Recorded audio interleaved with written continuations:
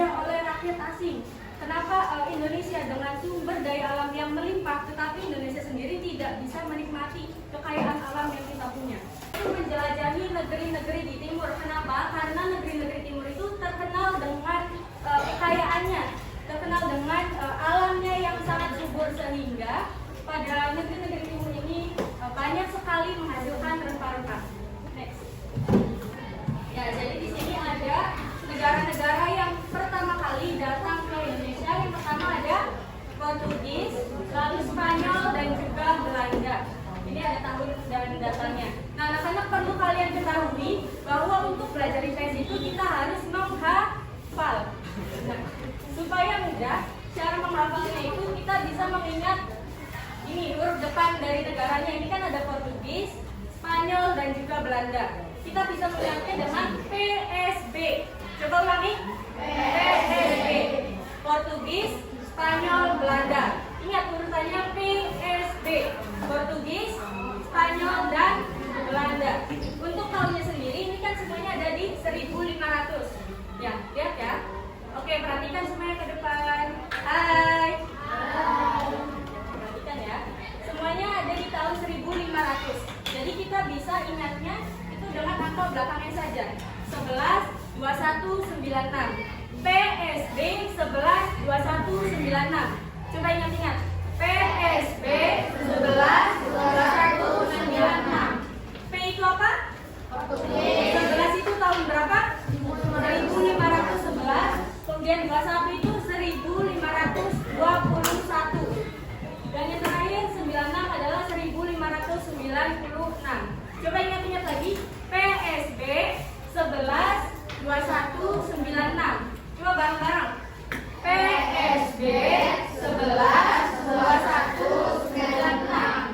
Untuk tempatnya Malaka, Maluku, Banten.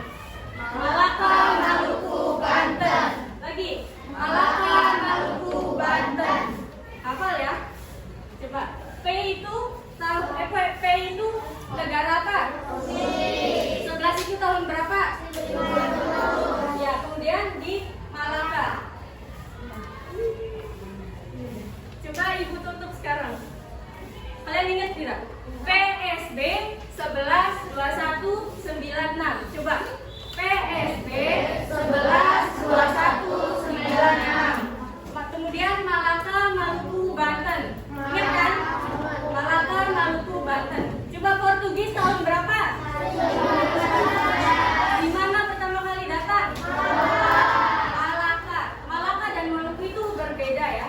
Jadi meskipun namanya mirip, tapi mereka itu berbeda. Kalau Malaka itu di dekat Malaysia, kemudian Maluku itu di Maluku sendiri. Ya, jadi Malaka, Maluku, Banten. Coba Spanyol tahun berapa? 1501. Di mana? Maluku. Kemudian yang terakhir Belanda tahun berapa? 1500. Di mana? Bagus sekali, hafal ya. Kemudian apa penyebab bangsa Eropa melakukan penjelajahan samudra? Ada yang mau jawab? Yang 3G itu ada yang masih ingat? Semboyan 3G. Semboyan 3G ada yang masih ingat?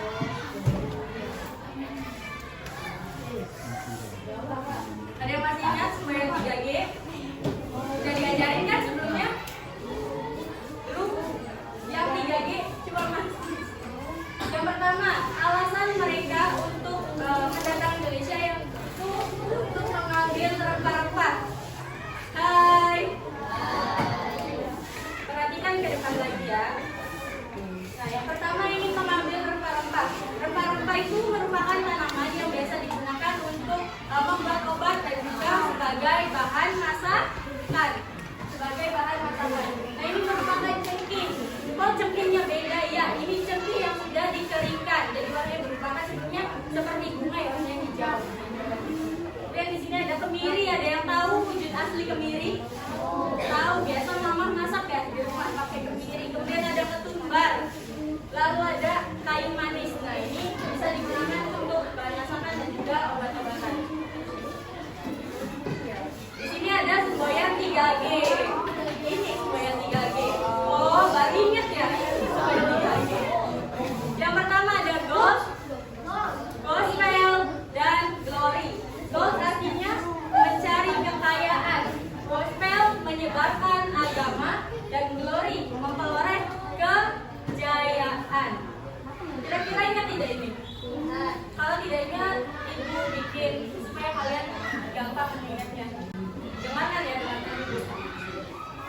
gold kekayaan, gospel agama, glory kejayaan, semboyan 3G. Apa tidak? Coba bareng-bareng. 1, 2, 3. Gold kekayaan, gospel agama, glory kejayaan, semboyan 3G. Hafal ya? Kita ditutup lagi. Pengen uji kalian.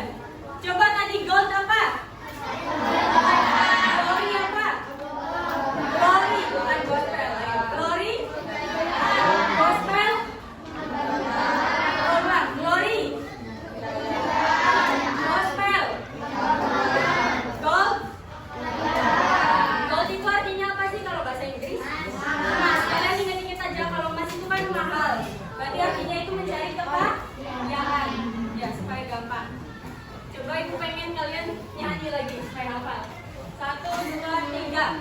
Gold kekayaan, gospel agama, glory kejayaan, semboyan 3G. Ulangi. Gold kekayaan, gospel agama, glory kejayaan, semboyan 3G. Yang kalian miliki itu merupakan teks narasi sejarah. Hai. Ayo perhatikan ibuku. Semuanya siap? Fokus. Nah, ciri-ciri teks narasi sejarah yang pertama itu terjadi di masa lampau atau masa lalu. Artinya bukan yang terjadi sekarang, tapi yang sudah berlalu, yang ada zaman dahulu. Kalau 1500 itu kira-kira masa lalu atau masa sekarang? Masa lalu terjadinya itu lama. Ya, sudah lama. Terjadi di masa lampau atau masa lalu. Coba lihat teks yang kalian punya, itu terjadinya pada masa lalu atau bukan? Ya, itu merupakan teks narasi sejarah. Kemudian yang kedua, cerita yang dibuat oleh teks narasi sejarah itu berdasarkan fakta. Jadi kejadian yang sesungguhnya, kejadian yang sebenarnya, tidak memandang-mandang. Oke, semuanya fokus.